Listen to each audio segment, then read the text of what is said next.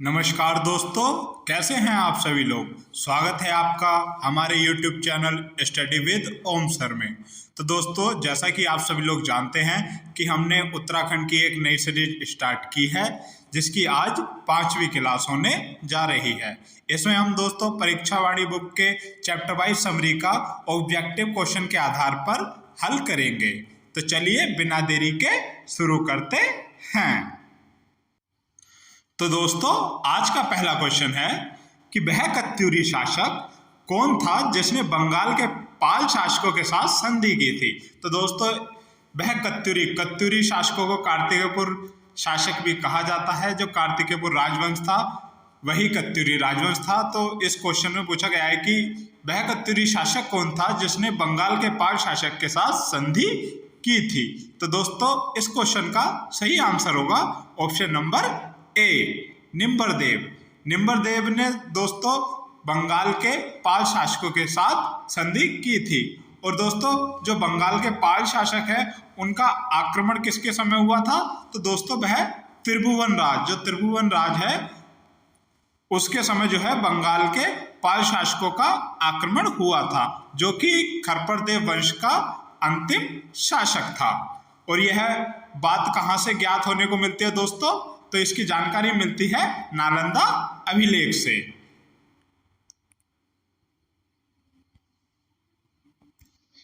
इसके बारे में अन्य जानकारी भी पढ़ लेते हैं कि वह अभिलेख जिसमें बंगाल शासक धर्मपाल द्वारा गढ़वाल पर आक्रमण करने का उल्लेख मिलता है, जैसा कि मैंने आपको बताया, नालंदा अभिलेख। संभवतः पाल शासक धर्मपाल के आक्रमण के पश्चात कार्तिकेयपुर राज्य में खरपरदेव राजवंश के स्थान पर नए वंश की स्थापना हुई, निम्बर वंश की। निम्बर वंश का संस्थापक कौन था दोस्तों। तो निम्बर वंश का संस्थापक था निम्बर देव, जो कि शैव मत का अनुयायी था और इसे पाल शासकों ने ही शासक बनाया था।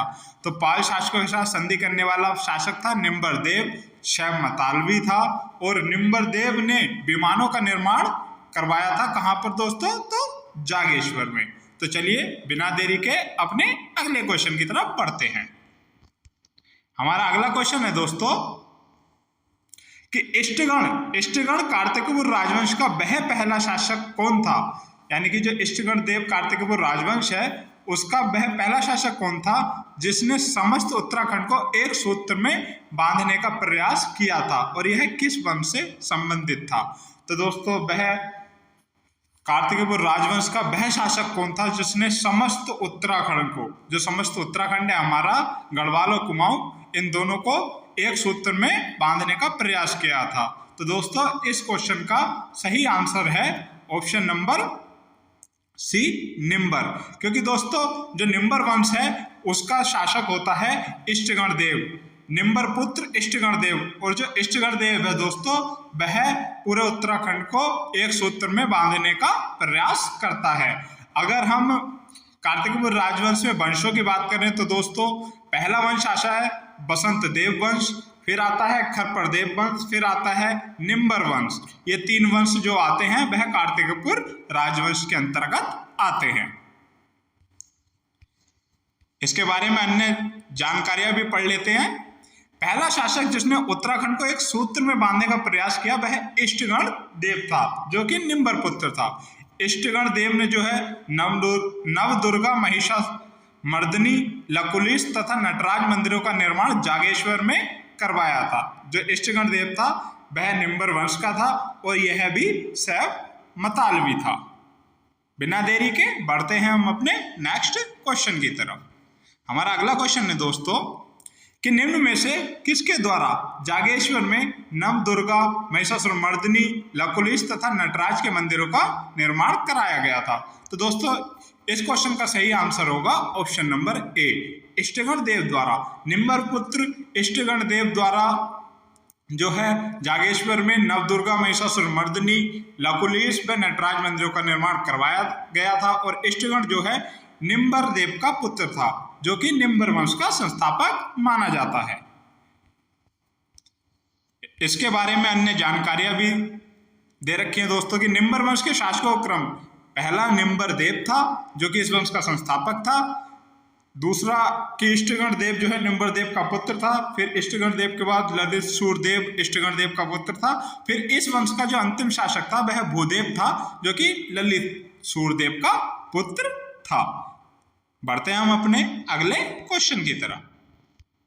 हमारा अगला क्वेश्चन है दोस्तों कि जो निम्बरदेव वंश के शासक ललित सूरदेव थे, उसको किस ताम्रपत्र में कलिकलंक पंक में मग्न धरती के उद्धार के लिए 12 अवतार के समान बताया गया है। जो दोस्तों इष्टगण देव पुत्र ललित सूरदेव था, निम्बर वंश का तीसरा शासक, उसे किस ताम्रपत्र में जो है दोस्तों कलिकलंक पंक में मग्न धरती के उद्धार के लिए 12 अवतार के समान बताया गया है। तो दोस्तों इस क्वेश्चन का सही आंसर है ऑप्शन नंबर डी, पांडुकेश्वर ताम्रपत्र।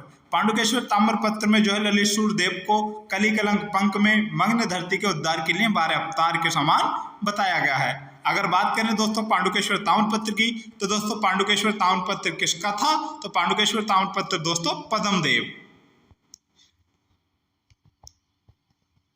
पांडुकेश्वर ताम्रपत्र दोस्तों पद्मदेव का है, जिसमें ललित सूरदेव के बारे में यह जानकारी मिलती है। तो बिना देरी के बढ़ते हैं हम अपने अगले क्वेश्चन की तरफ। दोस्तों हमारा अगला क्वेश्चन है कि निम्न में से किस शासक ने बौद्ध धर्म का विरोध किया था और बैजनाथ के मंदिरों के निर्माण में सहयोग दिया था? तो दोस्तों इस क्वेश्चन का सही आंसर होगा option number B, Bhudev. Bhudev जो है दोस्तों निम्बर वंश का अंतिम शासक था और यह ललित सूरदेव का पुत्र था। इसने जो है उत्तराखंड में बौद्ध धर्म का विरोध किया और बैजनाथ के मंदिरों के निर्माण में सहयोग दिया था।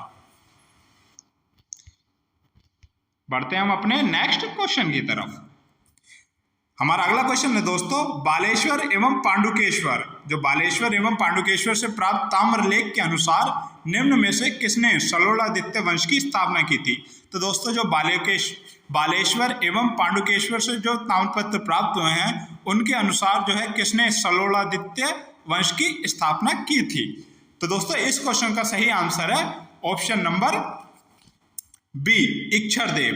इक्षरदेव ने है दोस्तों सलोलादित्य वंश की स्थापना की थी। अगर हम बालेश्वर में पांडुकेश्वर ताम्रपत्र के संदर्भ में बात करें तो बालेश्वर ताम्रपत्र किसका माना जाता है दोस्तों?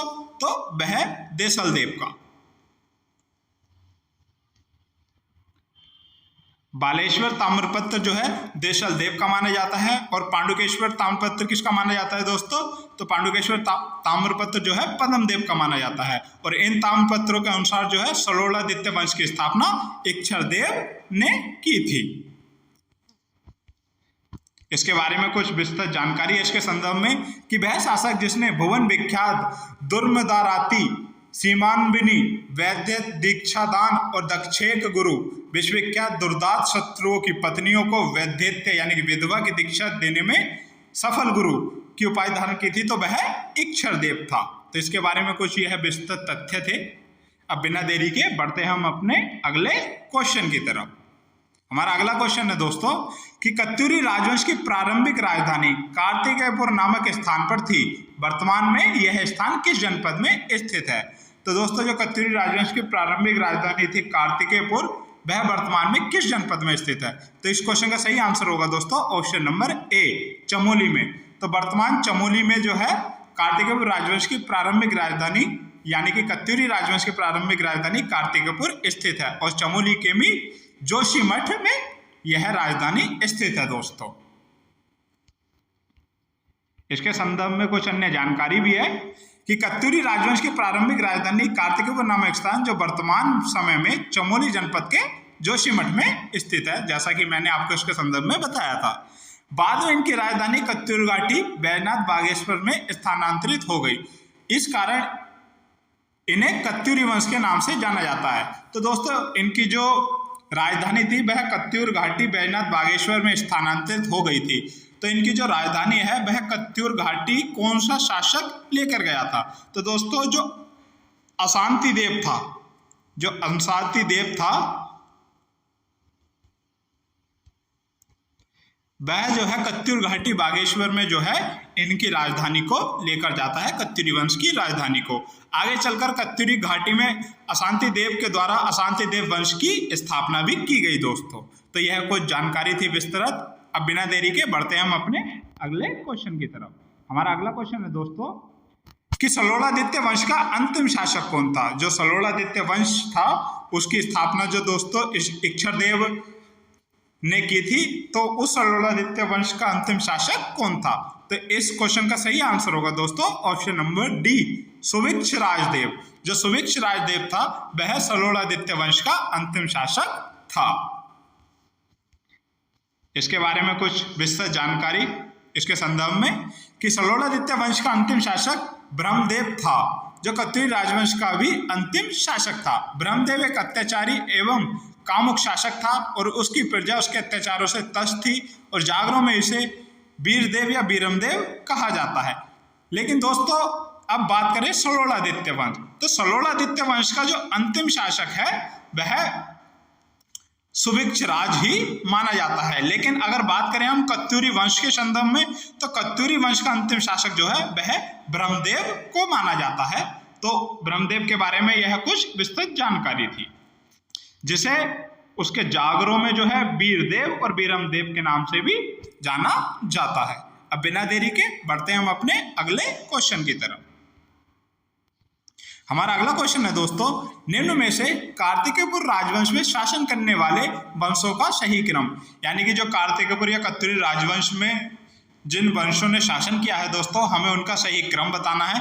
तो देख लेते हैं। ऑप्शन नंबर ए बसंत देव वंश, पहला बसंत देव वंश, फिर खरपरदेव वंश, फिर निम्बरदेव वंश और फिर सलोलादित्य वंश। ऑप्शन नंबर बी पढ़ते हैं हम कि बसंत देव वंश, निम्बर वंश, खरपरदेव वंश और सलोलादित्य वंश। ऑप्शन नंबर सी कहता है दोस्तों कि पहला बसंत देव वंश, दूसरा सलोलादित्य वंश, तीसरा निम्बर वंश और चौथा खरपरदेव वंश। ऑप्शन नंबर डी कहता है कि पहला बसंत देव वंश, दूसरा निम्बर वंश, तीसरा सलोलादित्य वंश और चौथा खरपरदेव वंश। तो दोस्तों इस क्वेश्चन का सही आंसर होगा ऑप्शन नंबर ए।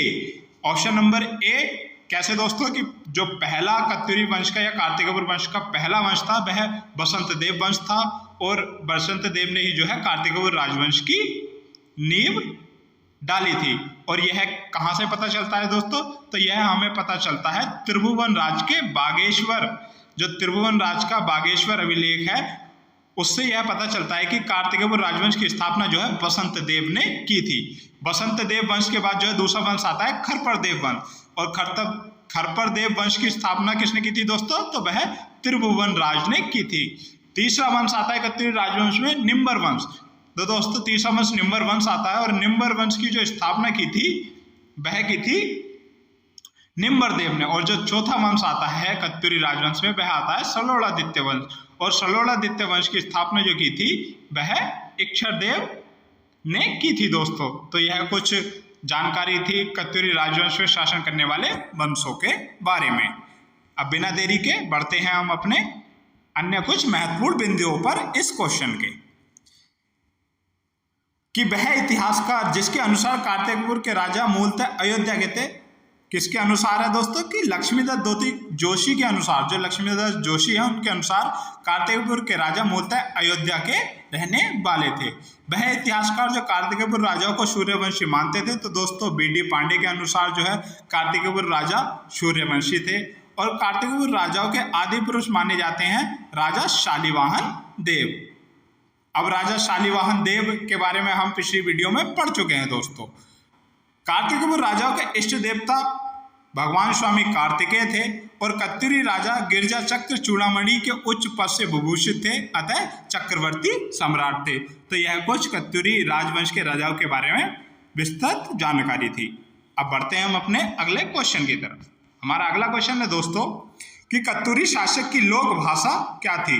जो कत्यूरी शासक हैं या कत्यूरी राजवंश है उनकी लोक भाषा यानी कि मातृभाषा जो वह क्या थी। तो दोस्तों इस क्वेश्चन का सही आंसर होगा ऑप्शन नंबर ए संस्कृत। तो दोस्तों कत्यूरी राजवंश की जो लोक भाषा थी वह संस्कृत भाषा थी। क्या थी दोस्तों, संस्कृत भाषा। अब बढ़ते हैं हम अपने अगले क्वेश्चन की तरफ। अगला क्वेश्चन है हमारा कि निम्न में से किस स्थान पर 820 ईस्वी में आदि गुरु शंकराचार्य ने अपने शरीर का त्याग किया था। तो दोस्तों जो आदि गुरु शंकराचार्य जी थे उन्होंने 820 ईस्वी में जो है अपने शरीर का त्याग किया था, वह किस स्थान पर किया था? तो दोस्तों इस क्वेश्चन का सही आंसर है ऑप्शन नंबर बी, केदारनाथ। तो दोस्तों केदारनाथ में आदि गुरु शंकराचार्य ने 820 ईस्वी में अपना देह त्याग किया था दोस्तों। और जो आदि गुरु शंकराचार्य थे वह किस वंश के समय दोस्तों उत्तराखंड आए थे? तो वह कत्यूरी, जो कत्यूरी थे, कत्यूरी वंश के समय दोस्तों आदि गुरु शंकराचार्य जो है उत्तराखंड आए थे। और दोस्तों कत्यूरी वंश को जो है उत्तराखंड पर शासन करने वाली प्रथम ऐतिहासिक शक्ति भी माना जाता है। क्या दोस्तों? ऐतिहासिक शक्ति, उत्तराखंड पर शासन करने वाली पहली ऐतिहासिक शक्ति जो थे वह कत्यूरी थे। अब बिना देरी के बढ़ते हैं हम अपने अगले क्वेश्चन की तरफ। लेकिन इसके संदर्भ में अभी कुछ जानकारी भी है दोस्तों कि वह राजवंश जिसके शासनकाल में आदिगुरु शंकराचार्य का उत्तराखंड आगमन हुआ वह कत्यूरी राजवंश था। जैसा कि मैंने आपको बताया कि आदिगुरु शंकराचार्य का जो आगमन हुआ था उत्तराखंड में वह कत्यूरियों के समय हुआ था। और आदिगुरु शंकराचार्य ने केदारनाथ मंदिर में अपना देह त्याग किया था, यानी अपने प्राण त्यागे थे 820 ईस्वी में। हमारा अगला क्वेश्चन रहने वाला है, कुमाऊं में कत्यूरी राजवंश के बाद निम्न में से किसके द्वारा चंद वंश की स्थापना की गई? तो दोस्तों यह चंद वंशीय क्वेश्चन है कि कुमाऊं में जो कत्यूरियों के अंत के बाद किसके द्वारा चंद वंश की स्थापना की गई? तो इस क्वेश्चन का सही आंसर है ऑप्शन नंबर बी, सोमचंद के द्वारा। सोमचंद के द्वारा जो है दोस्तों 1025 ईस्वी में, कब? 1025 ईस्वी के आसपास जो है चंद वंश की स्थापना की गई। और जो सोमचंद है वह कहाँ का निवासी था दोस्तों? तो वह फूलपुर के निकट यानी कि झूसी इलाहाबाद का निवासी था। और जो कत्यूरियों का अंतिम राजा था, यानी कत्यूरी राजवंश का जो अंतिम राजा था कौन दोस्तों? ब्रह्मदेव।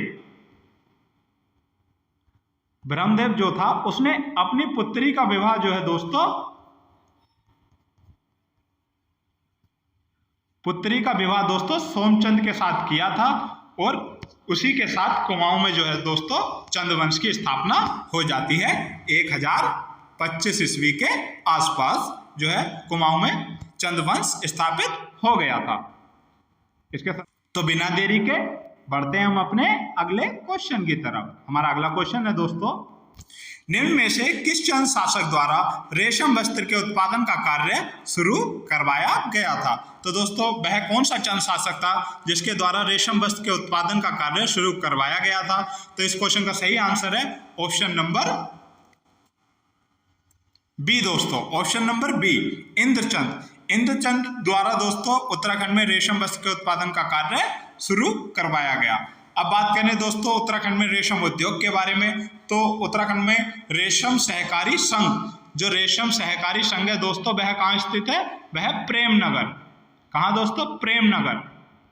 प्रेमनगर देहरादून में उत्तराखंड में जो है रेशम सहकारी संघ स्थित है। और जो है दोस्तों और इसकी स्थापना जो हुई थी दोस्तों वह 1958 में हुई थी। रेशम सहकारी संघ की स्थापना 1958 में हुई थी और तभी से उत्तराखंड में रेशम उद्योग प्रारंभ हुआ। और दोस्तों उत्तराखंड में सरकारी या सहकारी रेशम प्रक्षेत्र फार्म कितने हैं दोस्तों? उत्तराखंड में सहकारी रेशम प्रक्षेत्र फार्म कितने हैं दोस्तों? तो 72 यानी 72 जो है सहकारी रेशम प्रक्षेत्र फार्म है। और राज्य में रेशम के कितने प्रकार पाए जाते हैं, यानी कितने प्रकार की राज्य में रेशम पाई जाती है?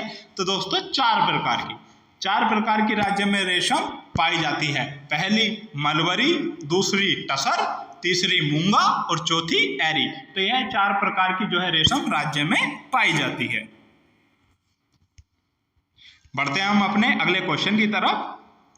हमारा अगला क्वेश्चन है कि किस वर्ष नेपाली डोटी के यानी कि चल नामक राजाओं ने चंद शासकों को अपने अधीन कर लिया? जो नेपाल का प्राचीन नाम दोस्तों डोटी है, वहां के चल नामक यानी चल नाम के राजाओं ने जो है चंद शासकों को अपने अधीन किस ईस्वी में कर लिया था? तो दोस्तों इस क्वेश्चन का सही आंसर है ऑप्शन नंबर ए, 1191 में। तो दोस्तों 1191 में अशोक चल नाम के चल नामक राजा ने दोस्तों जो है 1191 में कुमाऊं पर आक्रमण किया और जो है चंद राजाओं को अपने अधीन कर लिया था। और दोस्तों अशोक चल जो है नेपाली शासक था, जिसके आक्रमण की जानकारी जो है गोपेश्वर के गोपीनाथ मंदिर के त्रिशूल लेख से मिलती है। अशोक चल के बारे में जानकारी, जिसने दोस्तों 1191 में उत्तराखंड पर आक्रमण किया था और चंद शासकों को अपने अधीन कर लिया था।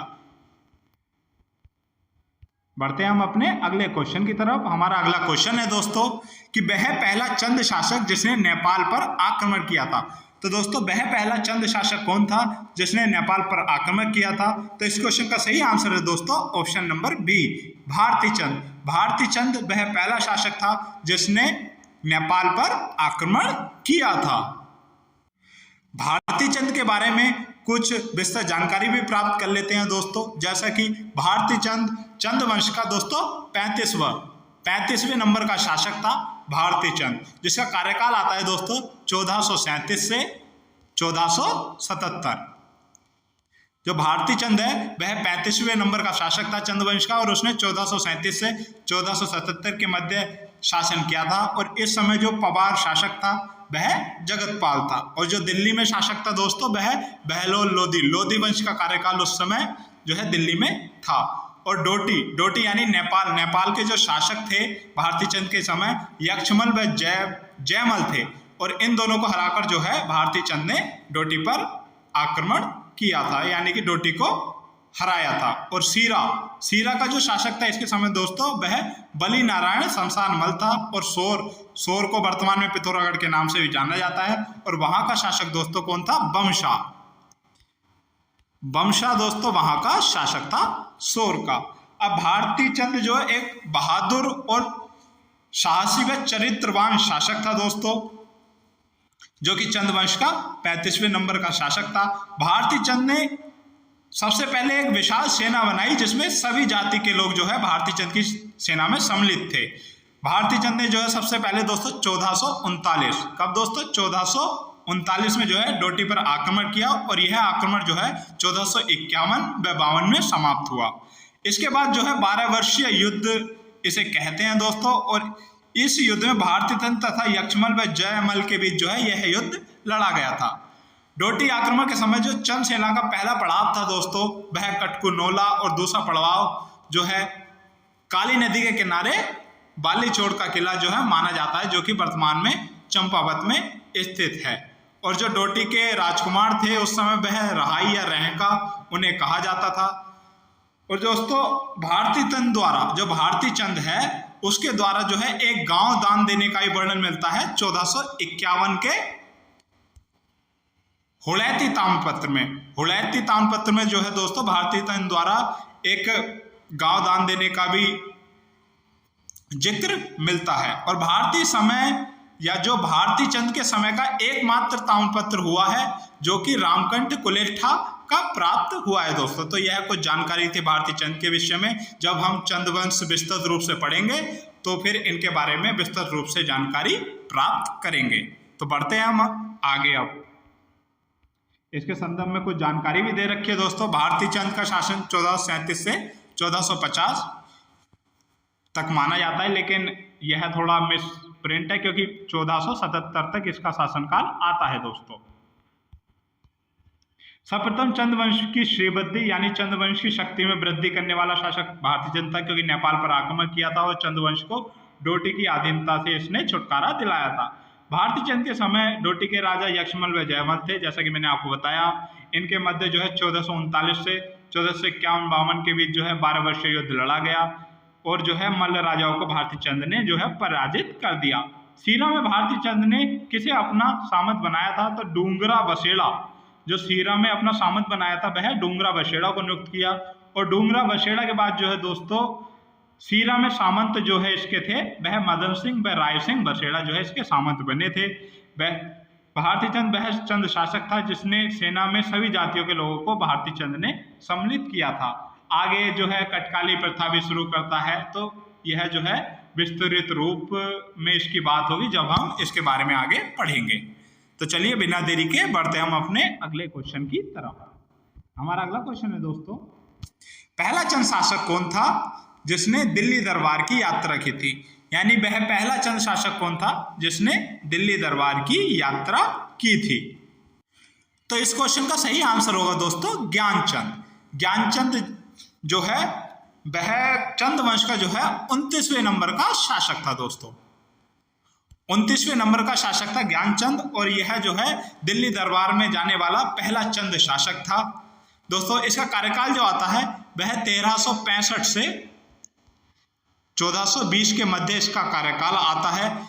इसका सेनापति जो था दोस्तों वह नीलू कठायत था। राज्य चिन्ह इसका गरुड़ था, और इसके समय दिल्ली सुल्तान जो दिल्ली सुल्तान था वह फिरोज शाह तुगलक था। और यह दोस्तों विष्णु जी का उपासक था। और जो फिरोज शाह तुगलक है, इस फिरोज शाह तुगलक ने इसे दोस्तों गरुड़ की उपाधि दी थी, जिस कारण इसे गरुड़ ज्ञानचंद के नाम से भी जाना जाता है। और यह दिल्ली दरबार में जाने वाला पहला चंद शासक था, और यह दिल्ली दरबार में जो है तराई क्षेत्र को पाने के लिए गया था, जिस पर उस समय कठहरियों का अधिकार था, जो कि फिरोज शाह तुगलक के सामंत थे।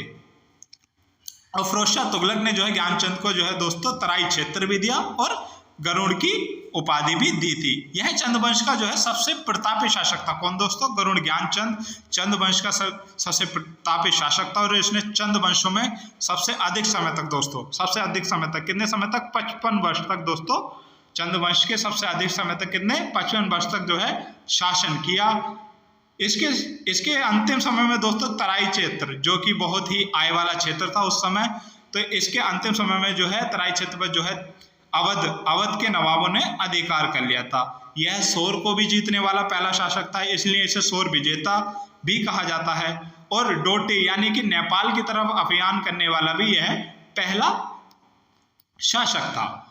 गोवासा ताम्रपत्र का संबंध जो है दोस्तों गरुड़ ज्ञानचंद से है, जो कि 1418 में पिथौरागढ़ में लिखा गया था।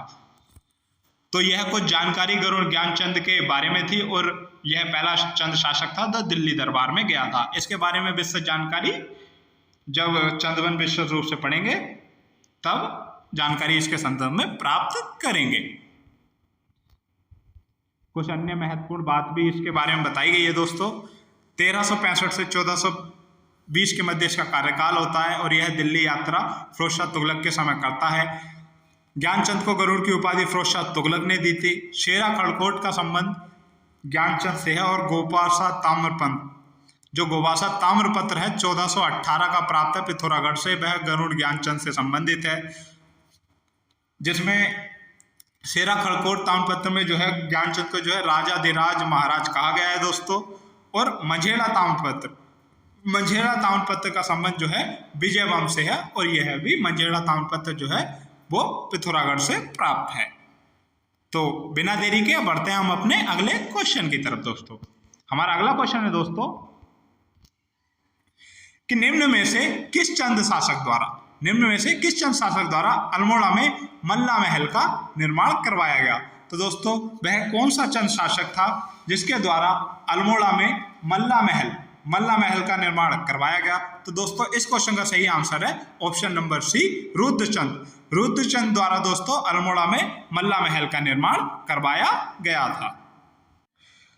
तो दोस्तों रुद्रचंद के संदर्भ में कुछ जानकारी तथ्य जरा एक बार प्राप्त कर लेते हैं। तो दोस्तों रुद्रचंद जो है वह चंद वंश का कौन सा दोस्तों 45वें नंबर का शासक था, और इसका कार्यकाल जो आता है वह 1565 से 1597 के मध्य जो है इसका कार्यकाल आता है।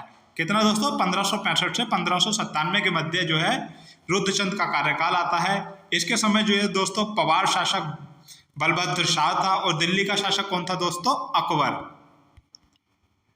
अकबर जो है इसके समय दिल्ली का शासक था, और अकबर से इसके मैत्रीपूर्ण संबंध थे।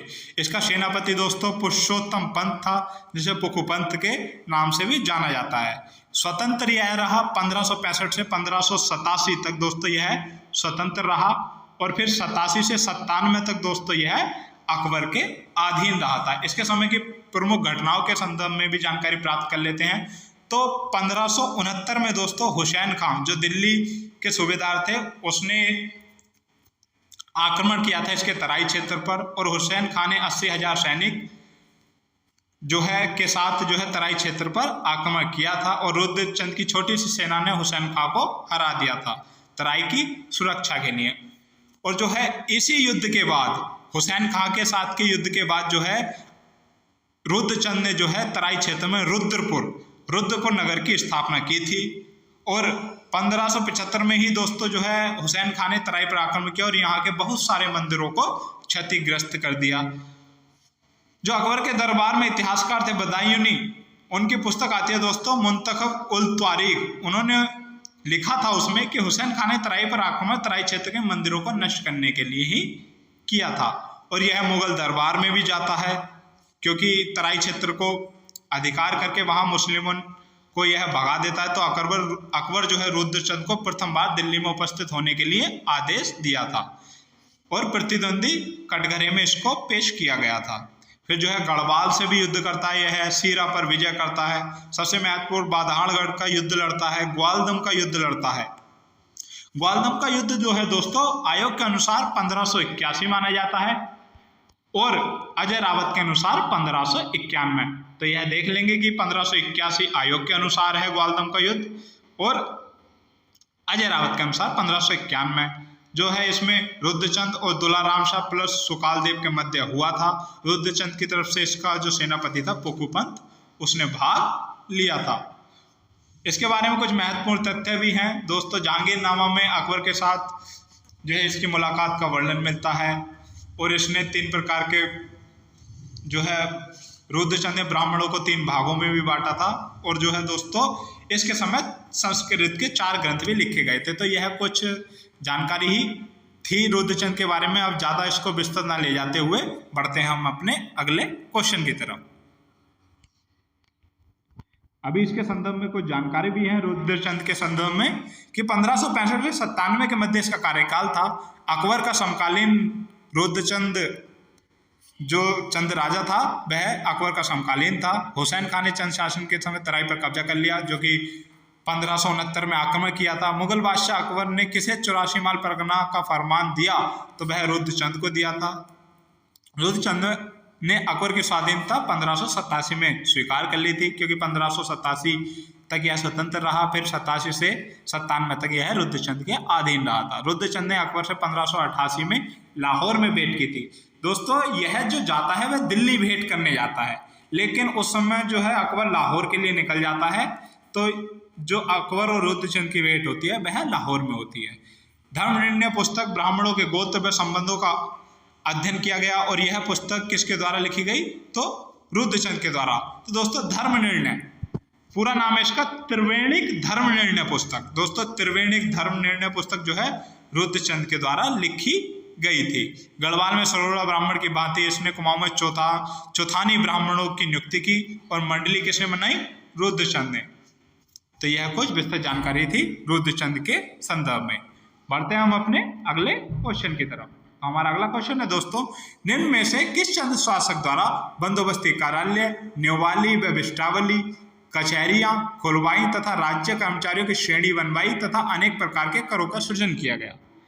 तो दोस्तों वह कौन सा शासक था चंद्रवंश का जिसने बंदोबस्ती कार्यालय, न्योवाली व विष्टावली कचहरियां खुलवाई, राज्य कर्मचारियों की श्रेणियां बनवाई तथा अनेक प्रकार के करों का सृजन किया गया? तो दोस्तों इस क्वेश्चन का सही आंसर है ऑप्शन नंबर बी, लक्ष्मी चंद। लक्ष्मी चंद द्वारा जो है दोस्तों बंदोबस्ती कार्यालय, न्योवाली विष्टावली कचहरियां और राज्य कर्मचारियों की श्रेणियां बनवाई गई और अनेक प्रकार के कर लगाए गए थे। अब कुछ जानकारी प्राप्त करते हैं दोस्तों लक्ष्मी चंद के संदर्भ में। लक्ष्मी चंद जो है दोस्तों चंद्रवंश का 46वें नंबर का शासक था। कितने नंबर का दोस्तों? 46वें नंबर का, जो कि रुद्रचंद के बाद जो है शासक बना। इसका कार्यकाल 1597 से दोस्तों 1621 तक आता है। तो इसने 1597 से 1621 के मध्य शासन किया। इसके समय पवार शासक मानशाह व श्यामशाह थे। मुगल शासक अकबर और जहांगीर थे। इसके सेनापति का नाम दोस्तों, इसका जो सेनापति था वह गेंडा सिंह था और इसके प्रमुख नाम भी हमें देखने को मिलते हैं। जैसे शीरा वंशावली में इसका नाम जो है दोस्तों लक्ष्मी चंद देखने को मिलता है। मूनाकोट ताम्रपत्र में इसका नाम लक्ष्मण चंद देखने को मिलता है और मानोदय काव्य में इसका नाम जो है लक्ष्मण चंद देखने को मिलता है। इसके समय की प्रमुख घटनाएं थी दोस्तों गढ़वाल से युद्ध और दिल्ली में जहांगीर से मुलाकात। तो दोस्तों लक्ष्मी चंद ने जो है गढ़वाल पर जो है 8 बार आक्रमण किया, जिसमें से इसे 7 बार असफलता मिली। और इसका 7वां जो आक्रमण था दोस्तों वह 1602 में पैनागढ़ का युद्ध था। और 8वां जो आक्रमण था सफल, वह लक्ष्मी चंद व मानशाह के मध्य वह युद्ध हुआ था, जिसमें लक्ष्मी चंद का सेनापति गेंडा सिंह व मानशाह का सेनापति खतर सिंह था। और यह युद्ध 17 सितंबर कितने दोस्तों 17 सितंबर, बहुत ही महत्वपूर्ण डेट, 17 सितंबर 1605 को यह युद्ध लड़ा गया। और इस युद्ध में जो है खतर सिंह मारा जाता है, जो कि मानशाह का सेनापति था। और इसी उपलक्ष्य में कुमाऊं की जनता प्रतिवर्ष 17 सितंबर को क्या मनाती है दोस्तों, तो खतड़ुआ त्योहार।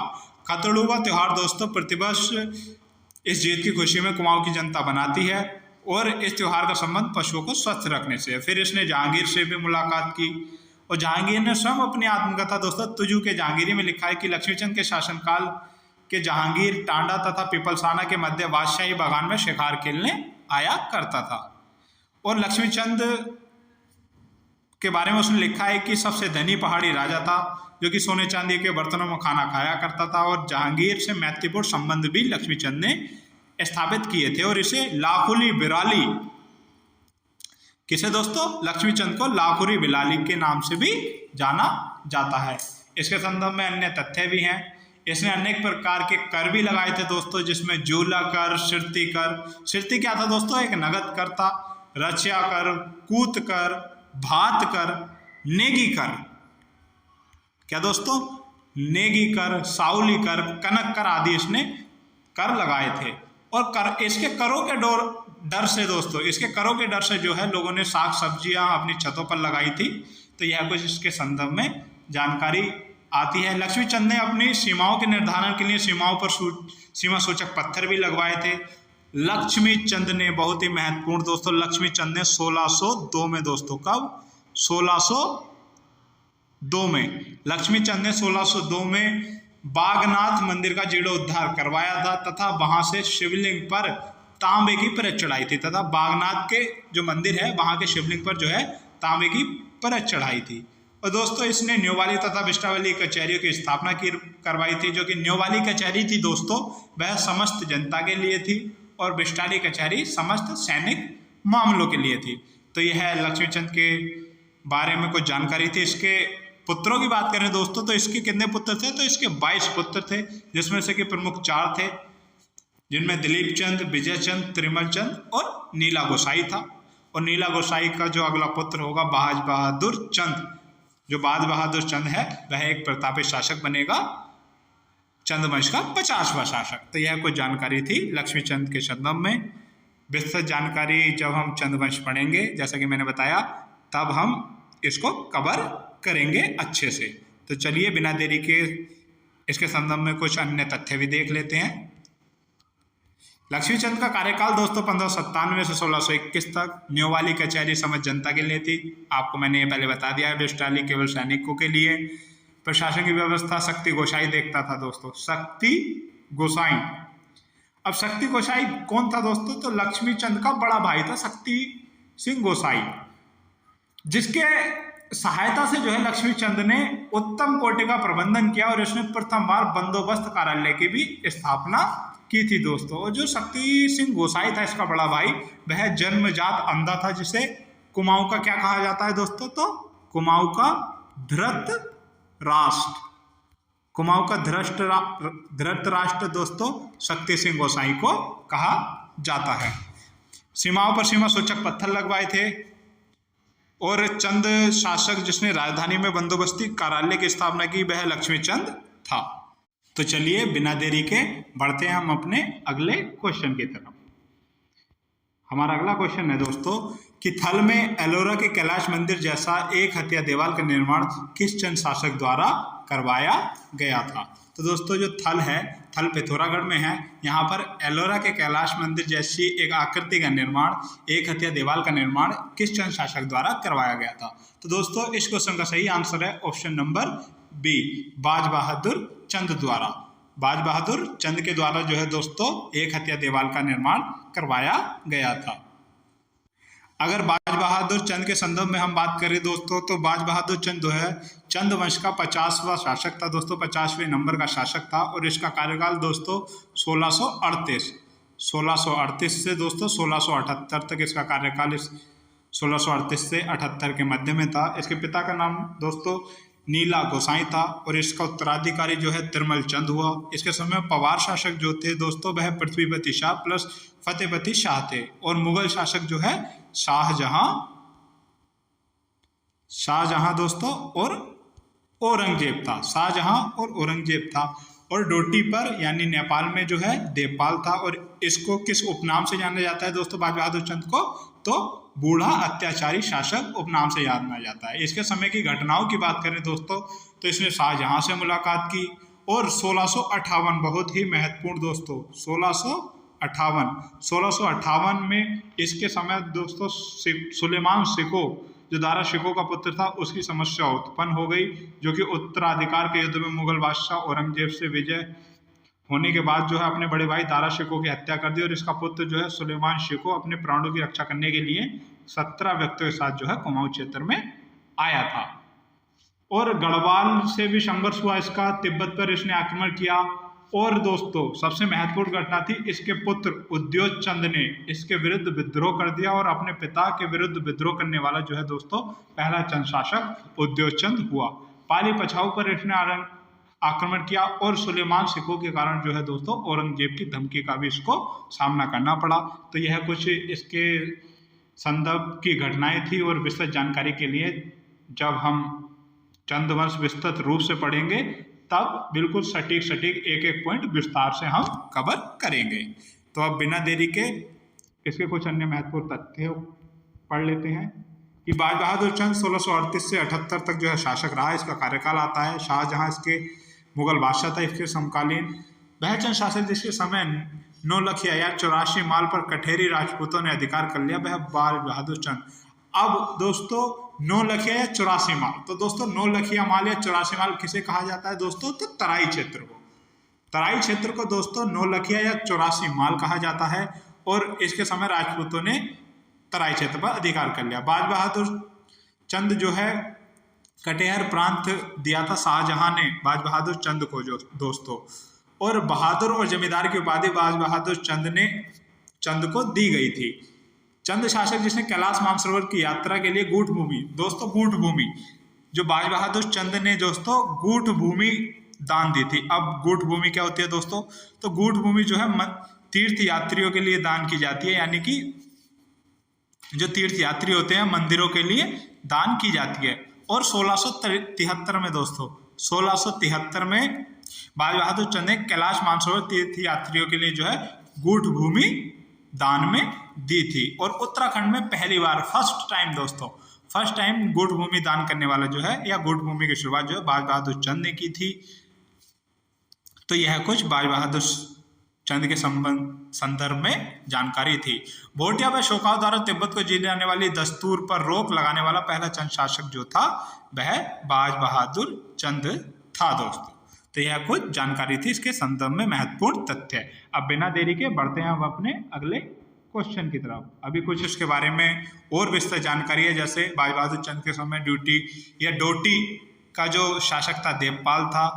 और वह चंद शासक जिसने अपने नए राज्यों को विजित करके अपने क्षेत्र में मिलाया तथा अपने दरबार में मुगल दरबार के अनुरूप बनाया वह बाज बहादुर चंद था। भोटियों तथा होड़ियों से सिरती जो नगद कर था वह चुकाने के लिए बाज बहादुर चंद ने बाध्य किया था। अब होड़ियों की बात करें तो दोस्तों बाज बहादुर चंद तथा कैलाश पर्वत पर जाने वाले तीर्थ यात्रियों की समस्या से बहुत परेशान था। जो बाज बहादुर चंद था वो कैलाश पर्वत पर जाने वाले तीर्थ यात्रियों की समस्या से बहुत परेशान था, क्योंकि यात्रियों को हूण जाति जो लामा जाति थी तिब्बत की वो बार बार आक्रमण करके परेशान करते थे। इसीलिए दोस्तों 1670 में बाज बहादुर चंद ने कैलाश मानसरोवर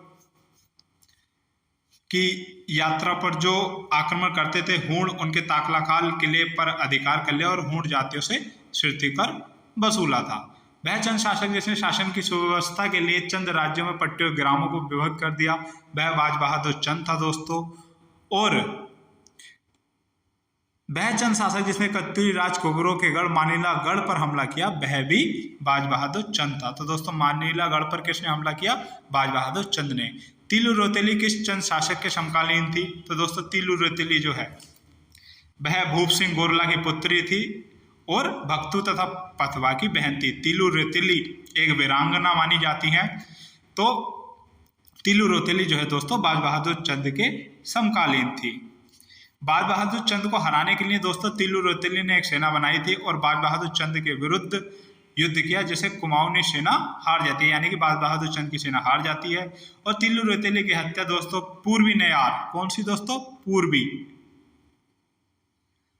पूर्वी नयार नदी के तट पर जो है कत्यूरी सैनिक रामू रजवार ने कर दी थी।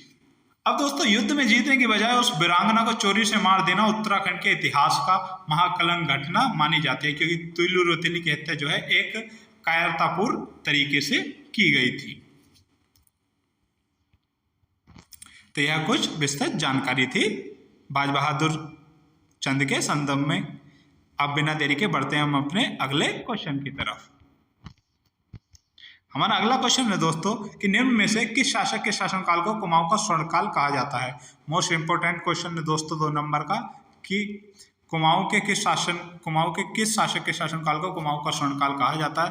तो इस क्वेश्चन का सही आंसर होगा दोस्तों ऑप्शन नंबर बी, जगत चंद। जगत चंद के शासनकाल को दोस्तों कुमाऊं का स्वर्णकाल माना जाता है। अब जगत चंद के संदर्भ में हम जानकारी प्राप्त कर लें दोस्तों, तो जगत चंद जो है चंद वंश का 53वां शासक था। कौन सा दोस्तों? 53वां शासक था और इसका कार्यकाल 1708 से 1720 तक आता है। 1708 से 1720 तक इसने शासन किया था। इसके समय पवार जो थे दोस्तों वह फतेह शाह, उपेंद्र शाह और प्रदीप शाह थे, और मुगल बादशाह जो है बहादुर शाह था। सीरा का सीखदार इसके समय शत्रुपाल कंडारी था और कुमाऊं का सीखदार शिवदेव बिष्ट था, और इसकी मृत्यु जो है चेचक रोग के कारण हो गई थी। किसके कारण दोस्तों? चेचक रोग के कारण। तो दोस्तों 1708 में जगत चंद ने जो है लोहावगढ़ व वाधारगढ़ पर अपना अधिकार किया और वहां के व्यक्ति को श्रीनगर भगा दिया था। अगर इसके जासूस सैनिकों की बात करें तो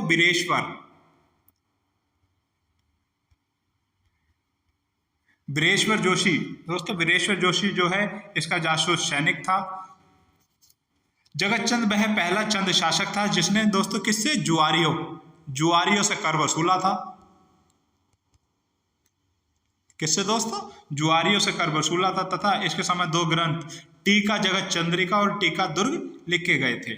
और दोस्तों जगत चंद का संबंध जो है बरम ताम्रपत्र, किससे? बरम ताम्रपत्र से जो है दोस्तों जगत चंद का संबंध है, जो कि कहां से प्राप्त है? चंपावत से जो प्राप्त है दोस्तों वह बरम ताम्रपत्र प्राप्त है, और इसका संबंध जो है बरम ताम्रपत्र से है दोस्तों। किसका? जगत चंद का। तो यह कुछ विस्तृत जानकारी थी जगत चंद के संदर्भ में। अब कुछ अन्य तथ्य, अन्य फैक्ट भी पढ़ लेते हैं जगत चंद के बारे में दोस्तों। 1708 से 1720 तक इसका शासनकाल रहा। तराई बाबर को 9 लाख की आय प्राप्त होती थी। ठीक बात है दोस्तों। इसके समय, किसके समय दोस्तों? जगत चंद के समय जो है तराई क्षेत्र से 9 लाख की आय प्राप्त होती थी, और तराई क्षेत्र को 9 लखिया माल के नाम से भी जाना जाता है। चंद शासक जिसने शासनकाल को इतिहासकारों ने कुमाऊं का स्वर्णकाल कहा दोस्तों, जगत चंद था, क्योंकि इसके शासनकाल को कुमाऊं का स्वर्णकाल कहा जाता है। गढ़वाल के शासक फतेह शाह को हराकर श्रीनगर पर कब्जा किया जगत चंद ने 1710 में दोस्तों। जुआरियों पर कर लगाया जगत चंद ने, चेचक से इसकी मृत्यु हो जाती है। मुगल सम्राट बहादुर शाह प्रथम से भेंट की थी दोस्तों जगत चंद ने। तो इसके बारे में कुछ अन्य तथ्य थे जो मैं आपको पहले भी बता चुका हूँ। बढ़ते हैं हम अपने अगले क्वेश्चन की तरफ। हमारा अगला क्वेश्चन रहेगा दोस्तों कि किस चंद शासक को कुमाऊं का मोहम्मद बिन तुगलक कहा जाता है? यह भी बहुत ही मोस्ट इंपोर्टेंट क्वेश्चन है 2 नंबर का दोस्तों, कि किस चंद शासक को कुमाऊं का मोहम्मद बिन तुगलक कहा जाता है? तो दोस्तों इस क्वेश्चन का सही आंसर है option number B. Option number B दोस्तों, देवीचंद को दोस्तों जो है कुमाऊं का मोहम्मद बिन तुगलक कहा जाता है। दिल्ली सल्तनत में मोहम्मद बिन तुगलक हुआ क्योंकि दोस्तों मोहम्मद बिन तुगलक को उसकी सनगभरी योजनाओं और दूसरों के प्रति अपेक्षा भाव, यानी कि जो मजबूर और जरूरतमंद व्यक्ति थे उनके प्रति अपेक्षा भाव रखने के कारण जो है मोहम्मद बिन तुगलक को रक्त पिपासु दोस्तों, कायर शासक, रक्त पिपासु, दूसरों से घृणा करने वाला आदि समझा जाता था। और मोहम्मद बिन तुगलक अपने आप को बहुत ही विद्वान समझता था, जिस कारण वह अपने दरबारियों, जो उसके राय दरबारी थे, उनसे किसी भी बात पर और किसी भी योजना पर विचार विमर्श करना अपने आप की तौहीन समझता था। यानी कि वह समझता था कि मैं अगर इतना विद्वान हूँ तो मुझे किसी से परामर्श करने की जरूरत ही नहीं। इसी कारण वह, यही बात उसके पतन का कारण बनी और उसके द्वारा बनाई गई सभी योजनाएं असफल रही थी। और उसी से या उसी के संदर्भ में दोस्तों जो है देवीचंद की तुलना जो है मोहम्मद बिन तुगलक से की जाती है, क्योंकि इसकी जितनी भी योजनाएं थी वह सारी असफल रही और इसने हमेशा चाटुकारों से घिरा पाया अपने आप को, क्योंकि देवीचंद हमेशा चाटुकारों से घिरा रहता था और चाटुकारों की सलाह पर कुमाऊं का विक्रमादित्य बनना चाहा और इसने अपना जो राजकीय कोष था वह संपूर्ण रूप से खाली कर दिया। अगर एटकिंसन तथा रुद्रदत्त पंत के अनुसार देवीचंद को पागल शासक बोला था और इसके समय पवार शासक प्रदीप शाह ने दोस्तों, प्रदीप शाह ने पिंड घाटी पर अपना अधिकार कर लिया और इसी के समय गढ़वाली सेना कत्यूर घाटी से बैजनाथ तक पहुंच जाती है। और 1726 में दोस्तों, कब 1726 में मानिक बिष्ट तथा पूरनमल बिष्ट ने इसकी हत्या कर दी। तो यह देवीचंद के संदर्भ में कुछ जानकारी थी। अब इसके बारे में कुछ महत्वपूर्ण तथ्य भी प्राप्त कर लेते हैं। 1720 से 26 तक इसका कार्यकाल रहा। चंद राज्य का अवनति काल, यानी कि इसके शासनकाल को चंद राज्य का अवनति काल यानी कि पतन काल कहा जाता है। चंद शासक जिसने कुमाऊं का विक्रमादित्य बनने की लालच में अपना राजकीय कोष संपूर्ण खाली कर दिया वह देवीचंद था। इसी कारण देवीचंद को बीडी पांडे और के द्वारा कुमाऊं का मोहम्मद बिन तुगलक कहा गया है। तो एक नया क्वेश्चन है कि किसके द्वारा जो है कुमाऊं का मोहम्मद बिन तुगलक देवीचंद को कहा गया है। तो दोस्तों किसके द्वारा? बीडी पांडे के द्वारा। तो यह कुछ जानकारी थी। अब बढ़ते हैं हम अपने अगले क्वेश्चन की तरफ। दोस्तों हमारा अगला क्वेश्चन रहने वाला है दोस्तों, वह चंद शासक जिसने मणकोटी राज्य को जीतकर चंद राज्य में मिलाया और अपनी राजधानी चंपावत से अल्मोड़ा स्थानांतरित की। तो वह कौन सा चंद शासक था जिसने मणकोटी राज्य को जीतकर चंद राज्य में मिलाया और अपनी राजधानी चंपावत से अल्मोड़ा स्थानांतरित की दोस्तों? तो दोस्तों इस क्वेश्चन का सही आंसर है ऑप्शन नंबर बी, बालो कल्याण चंद। बालो कल्याण चंद ने दोस्तों मणकोटी राज्य को जीतकर चंद राज्य में मिलाया तथा अपनी राजधानी चंपावत से अल्मोड़ा स्थानांतरित की। अब बालो कल्याण चंद के संदर्भ में कुछ जानकारी प्राप्त करते हैं दोस्तों। बालो कल्याण चंद जो है चंद वंश का 44वां शासक था दोस्तों।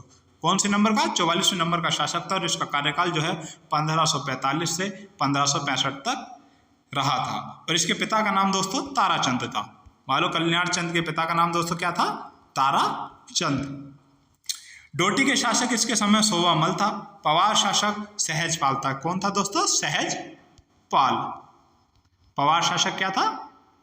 सहजपाल इसके समय शासक था। दिल्ली में इसके समय जो है अकबर का शासनकाल था। इसके समय जो है गंगोली का शासक जो है दोस्तों वह नारायण चंद था और बचपन का नाम इसके बालो था। इसका ताम्रपत्र जो है दोस्तों वह कल्पानीगाड़ भेटा ताम्रपत्र है जो पिथौरागढ़ से प्राप्त हुआ है और इस कल्पानीगाड़ भेटा ताम्रपत्र में इसे महाराजा धीराज श्री कल्याण चंद कहा गया है।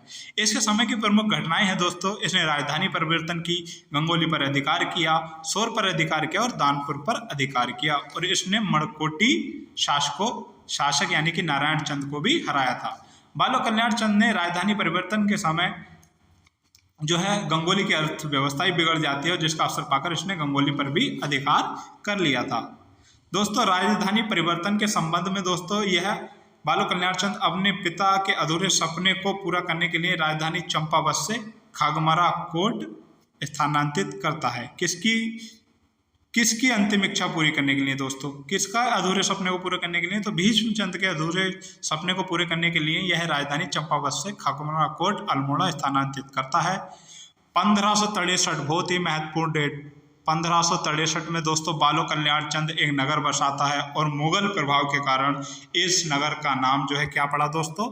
मुगल प्रभाव के कारण जो है इस नगर का नाम जो है क्या पड़ा दोस्तों? आलमनगर। क्या पड़ा दोस्तों? आलमनगर। आलमनगर की स्थापना 1563 में की और जो वर्तमान में किस नाम से जाना जाता है दोस्तों? तो अल्मोड़ा जनपद के नाम से इस नगर को जाना जाता है। अल्मोड़ा राजधानी पर शासन करने वाला पहला शासक जो है बालो कल्याण चंद था दोस्तों। और बालो कल्याण चंद ने अल्मोड़ा में जोशी, मेहरा और फर्त्याल समुदाय को निःशुल्क जागीरें या जमीन देकर बसाया था। 1568 में, बहुत ही महत्वपूर्ण दोस्तों, 1568 में अल्मोड़ा में दोस्तों क्या पलटन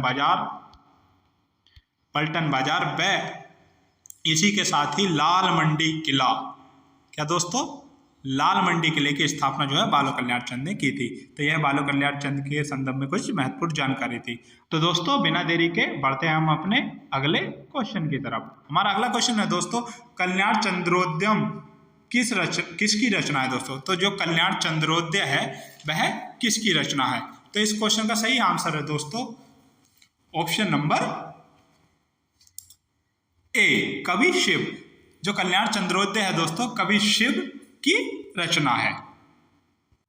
कवि शिव जो है दोस्तों 56वें चंद शासक, कौन से दोस्तों, 56वें चंद शासक कल्याण चंद चतुर्थ के शासन काल में एक राजकवि थे कवि शिव, जिन्होंने कल्याण चंद्रोदय की रचना की। और कल्याण चंद चतुर्थ का जो शासनकाल आता है दोस्तों वह 1729 से 1747 तक आता है। इसके समय की प्रमुख घटनाएं दोस्तों जो है रोहिला आक्रमण हुआ था इसके समय, और इसका जो सेनापति था वह शिवदेव जोशी था। अगर बात करें तो कुमाऊं पर प्रथम रोहिला आक्रमण दोस्तों 1743 से 44 के मध्य हुआ, जिसमें जो है अली मोहम्मद खां वर्सेस कल्याण चंद चतुर्थ के बीच यह युद्ध लड़ा गया, जिसमें रुद्रपुर, भीमताल, रामगढ़ और अल्मोड़ा पर जो है रोहिलों ने अपना अधिकार कर लिया था। और काशीपुर के मुगल वजीर कमरुद्दीन द्वारा कल्याण चंद चतुर्थ को दोस्तों गार्ड ऑफ ऑनर का भी सम्मान मिला। कल्याण चंद चतुर्थ जो है दोस्तों अपने पारिवारिक कलह के चलते नेपाल भी भाग जाता है, परंतु नेपाल से इसे अनूप सिंह तड़ागी वापस लेकर आता है। दोस्तों शिवदेव जोशी जो इसका सेनापति था उसने बिनसर को ग्रीष्मकालीन राजधानी के रूप में भी विकसित किया था। और कल्याण चंद चतुर्थ के संदर्भ में यह भी जानने को मिलता है मुगल बादशाह रंगीला से भेंट करने के लिए यह कौन से दोस्तों जागेश्वर, किससे दोस्तों, जागेश्वर मंदिर से एक मोती ऋण या उधार के रूप में लेकर जाता है। तो यह कुछ जानकारी थी कल्याण चतुर्थ के बारे में। और आपको मैंने इस क्वेश्चन का आंसर भी बता दिया कि कल्याण चंद्रोदय की रचना जो है कवि शिव ने की थी, जो कल्याण चंद चतुर्थ के समय एक राजकवि थे। अब बिना देरी के बढ़ते हैं हम अपने अगले क्वेश्चन की तरफ। हमारा अगला क्वेश्चन है दोस्तों कि राजा भीष्मचंद द्वारा स्थापित खगमारा किला किस जनपद में स्थित है। तो दोस्तों राजा भीष्मचंद द्वारा स्थापित खगमारा का किला कौन से जनपद में स्थित है दोस्तों। तो इसका सही आंसर है ऑप्शन नंबर बी, खगमारा का किला जो है दोस्तों अल्मोड़ा जनपद में स्थित है, जो कि राजा भीष्मचंद के द्वारा बनवाया गया था। राजा भीष्मचंद जो है दोस्तों चंद वंश के 43वें नंबर के यानी कि 43वें शासक थे, और इनका कार्यकाल जो आता है वह 1512 से 1530 तक आता है। भीष्मचंद जो है दोस्तों एक निसंतान शासक थे, और इसने ताराचंद के पुत्र बालो कल्याण चंद को गोद लिया था। इनके शासनकाल में चंद साम्राज्य का विस्तार काफी हो चुका था, और चंपावत राजधानी जो एक कोने में थी उसको यह स्थानांतरित करके खगमारा कोट अल्मोड़ा की स्थापना इन्होंने की। यानी कि यह चंपावत से राजधानी अल्मोड़ा लेकर जाना चाहते थे, जिसके लिए इन्होंने अल्मोड़ा में जो है खगमारा कोट या खगमारा किले की स्थापना की। परंतु यह राजधानी जो है परिवर्तन नहीं कर पाए थे, क्योंकि खस शासक कौन से शासक दोस्तों, खस शासक गजू कटिंगा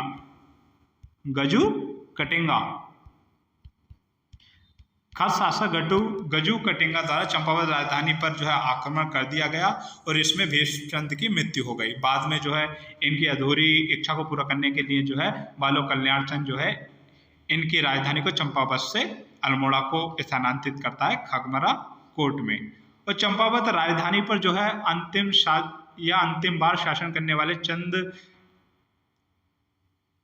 राजा कौन थे दोस्तों। जो चंद राजा थे चंपावत पर शासन करने वाले अंतिम, वह भीष्मचंद थे, क्योंकि इसके बाद जो है बालो कल्याण चंद ने चंपावत से खगमारा कोट जो है राजधानी स्थानांतरित कर दी थी।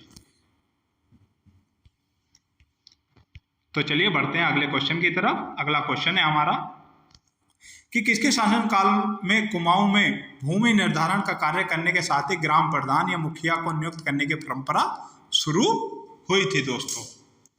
तो इस क्वेश्चन में पूछा गया है कि कुमाऊं में भूमि निर्धारण का कार्य करने तथा ग्राम प्रधान या मुखिया की नियुक्ति करने की परंपरा किस वंश के शासनकाल में शुरू हुई थी? तो दोस्तों इस क्वेश्चन का सही आंसर है ऑप्शन नंबर सी, चंदों के समय दोस्तों कुमाऊं में भूमि निर्धारण का कार्य तथा ग्राम प्रधान या मुखिया की नियुक्ति करने की परंपरा शुरू हुई थी। हमारा अगला क्वेश्चन है दोस्तों कि निम्न में से किस किले को फोर्ट मोइरा के नाम से जाना जाता है? बहुत ही महत्वपूर्ण क्वेश्चन है दोस्तों कि फोर्ट मोइरा किले के नाम से किस किले को जाना जाता है? तो इस क्वेश्चन का सही आंसर है दोस्तों ऑप्शन नंबर बी, लाल मंडी किले को। लाल मंडी किले को दोस्तों फोर्ट मोइरा के नाम से जाना जाता है। और इस किले का निर्माण किसने करवाया था दोस्तों? तो 1568 में जो है दोस्तों इस किले का निर्माण बालो कल्याण चंद के द्वारा करवाया गया था, लाल मंडी किले का निर्माण दोस्तों। इसके बारे में कुछ विस्तृत जानकारी है, वह भी पढ़ लेते हैं। अल्मोड़ा में पलटन बाजार स्थित छावनी के भीतर इस किले को 1563 नहीं दोस्तों 1568 में राजा कल्याण चंद ने यानी कि बालो कल्याण चंद ने इसे बनवाया और इसे फोर्ट मोइरा किला भी कहा जाता है। और फोर्ट मोइरा इसे अंग्रेजों ने नाम दिया था जब लॉर्ड मोइरा यहाँ पर क्षेत्रीय प्रवास के दौरान आए थे। अब बिना देरी के बढ़ते हैं हम अपने अगले क्वेश्चन की तरफ। हमारा अगला क्वेश्चन रहने वाला है दोस्तों कि नेपाल के गोरखाओं ने तत्कालीन चंद राजा महेंद्र चंद को किस वर्ष हवालबाग के एक साधारण से युद्ध में पराजित कर समस्त कुमाऊं को अपने कब्जे में लिया और चंद राजवंश का अंत हो गया? तो दोस्तों इसमें पूछा गया है कि नेपाल के गोरखाओं ने महेंद्र चंद को एक हवालबाग के एक साधारण से युद्ध में हराकर समस्त कुमाऊं पर कब्जा या अधिकार कर लिया और चंद वंश का अंत कर दिया। इस क्वेश्चन का सही आंसर है दोस्तों ऑप्शन नंबर सी, 1790 में जो है दोस्तों गोरखाओं ने महेंद्र चंद को हराकर हवालबाग के युद्ध में जो है कुमाऊं पर अधिकार कर लिया, समस्त कुमाऊं पर, और चंद राजवंश का अंत कर दिया। यह सबसे अंतिम चंद शासक था महेंद्र चंद। और इसके समय जो है दोस्तों कुमाऊं पर प्रथम गोरखा आक्रमण कब हुआ था? 1790 में जब हवालबाग का युद्ध हुआ था। और जो है दोस्तों महेंद्र चंद जो है चंद वंश का 62वें नंबर का शासक था। इसका कार्यकाल 1788 से दोस्तों 1790 के मध्य में आता है। महेंद्र चंद जो है अपने प्राणों की रक्षा के लिए तराई में चला जाता है और इस प्रकार चंद वंश का अंत हो जाता है दोस्तों। इसके संदर्भ में कुछ अन्य जानकारी भी है कि चंद वंश का अंतिम शासक महेंद्र चंद था। ठीक बात है दोस्तों, महेंद्र चंद वंश का अंतिम शासक था। गोरखों का कुमाऊं पर प्रथम आक्रमण 1790 में हुआ और गोरखों का गढ़वाल पर प्रथम आक्रमण 1791 में हुआ था। अब बिना देरी के बढ़ते हैं हम अपने अगले क्वेश्चन की तरफ। हमारा अगला क्वेश्चन रहने वाला है दोस्तों कि निम्न में से किस चंद शासक द्वारा अल्मोड़ा में नंदा देवी की स्थापना की गई थी? तो बहुत ही महत्वपूर्ण क्वेश्चन है कि वह कौन सा चंद शासक था जिसके द्वारा जो है अल्मोड़ा में नंदा देवी की स्थापना की गई? तो ज्ञानचंद के द्वारा दोस्तों अल्मोड़ा में नंदा देवी की स्थापना की गई। तो इस क्वेश्चन का सही आंसर है ऑप्शन नंबर ए, ज्ञानचंद के द्वारा। अगर ज्ञानचंद के संदर्भ में बात करें तो दोस्तों ज्ञानचंद जो है चंद वंश का 52वें नंबर का शासक था। कौन से दोस्तों? 52वां शासक था जिसका कार्यकाल 1698 से 1708 के मध्य रहता है।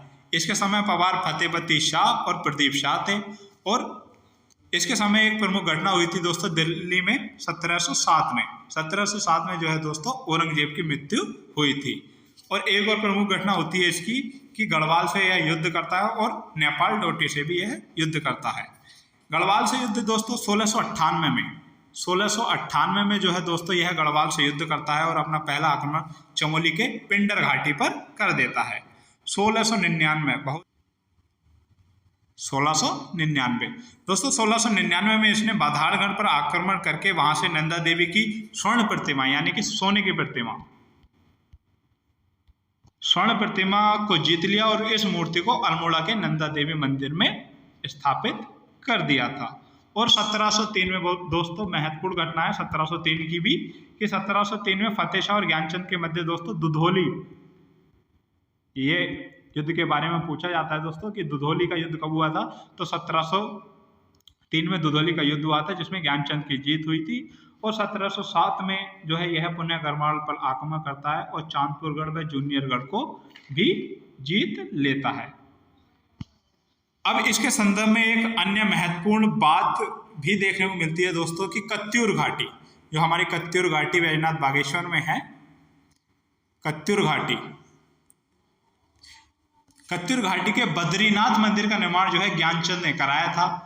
जो अगर एक क्वेश्चन इससे यह भी बनता है कि कुमाऊं में जो बद्रीनाथ मंदिर है वह कहाँ स्थित है और उसका निर्माण किसने करवाया, तो कुमाऊं में जो बद्रीनाथ मंदिर है वह कत्यूर घाटी बागेश्वर में स्थित है और उसका निर्माण जो है ज्ञानचंद ने कराया था। और ज्ञानचंद द्वारा अनेक मंदिरों का भी निर्माण कराया गया था जिन्हें देवल या थोल भी कहा जाता है। क्या दोस्तों, देवल या थोल, देवल या थोल भी कहा जाता है। और इसके संदर्भ में एक महत्वपूर्ण बात यह भी है कि इसने वैजनाथ, जो बागेश्वर का वैजनाथ मंदिर है दोस्तों, बागेश्वर का वैजनाथ मंदिर है, इसने ज्ञानचंद ने इसका जीर्णोद्धार भी करवाया गया था। तो यह कुछ महत्वपूर्ण जानकारियां थी ज्ञानचंद के संदर्भ में, और हमारे इस क्वेश्चन का आंसर भी ज्ञानचंद था दोस्तों। अब बिना देरी के दोस्तों बढ़ते हैं हम अपने अगले क्वेश्चन की तरफ। यह कुछ जानकारियां इसके संदर्भ में जो आपको मैं पहले ही बता चुका हूं, जैसे कि दुधोरी का युद्ध 1703 में ज्ञानचंद और फतेह शाह के मध्य हुआ, और जो है अल्मोड़ा की स्वर्ण प्रतिमा को जो है बाधावगढ़ से जो है 1699 में ज्ञानचंद ने लूटा था और नंदा देवी मंदिर में स्थानांतरित किया था, जो कि अल्मोड़ा में स्थित है। बिना देरी के अब अगले क्वेश्चन की तरफ बढ़ते हैं हम अपने। हमारा अगला क्वेश्चन है दोस्तों कि चंद राजा उपासक थे। जो चंद राजवंश के राजा थे उत्तराखंड में, वह किसके उपासक थे? तो इस क्वेश्चन का सही आंसर है दोस्तों ऑप्शन नंबर ए, चंद राजा जो है भगवान शिव के उपासक थे दोस्तों। हमारा अगला क्वेश्चन है, और जो कि हमारी इस वीडियो का, इस सीरीज की 5वीं वीडियो का अंतिम क्वेश्चन भी रहने वाला है दोस्तों, कि चंपावत में स्थित राजबूंगे, जो राजबूंगा का किला है, उसका निर्माण किस शासक द्वारा करवाया गया था? तो दोस्तों इस क्वेश्चन का सही आंसर है option number A, Somchand. Somchand के द्वारा चंपावत में स्थित राजबूंगा किला का निर्माण करवाया गया था। तो यह कुछ आज की क्लास के महत्वपूर्ण क्वेश्चन थे, और मुझे आशा है कि मैंने बहुत ही विस्तार पूर्वक और विस्तृत रूप से आपको समझाया, प्रत्येक तथ्य के बारे में आपको बताया, और आपको यह वीडियो जरूर पसंद आएगी। तो चलिए मिलते हैं हम अपने नेक्स्ट वीडियो में। जय उत्तराखंड, जय भारत।